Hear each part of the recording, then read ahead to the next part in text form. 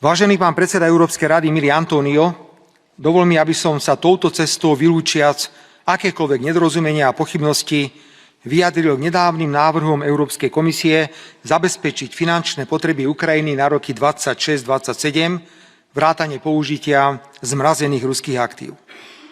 Dlhodobo a jednoznačne vyjadrujem svoje pozície k vojenskému konfliktu na Ukrajine. Tento konflikt nemá vojenské riešenie.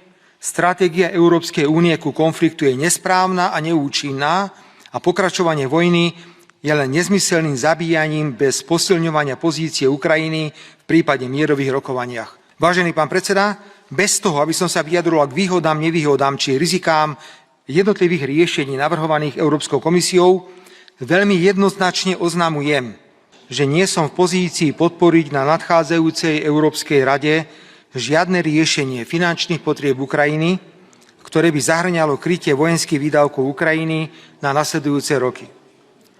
Nehľadám žiadne výhovorky, ani finančné, ani právne. Nevyhováram sa na riziká spojené s použitím zmrazených ruských aktív ani na to, že súčasná náročná finančná situácia Slovenska nám neumožňuje zúčastniť sa na plánoch Európskej komisie finančne kryť vojenské výdavky Ukrajiny. Mierová politika, ktorú dôsledne presadzujem, mi bráni hlasovať za predĺžovanie vojenského konfliktu, pretože poskytnutie desiatok miliárd eur na vojenské výdavky je predĺžovaním vojny.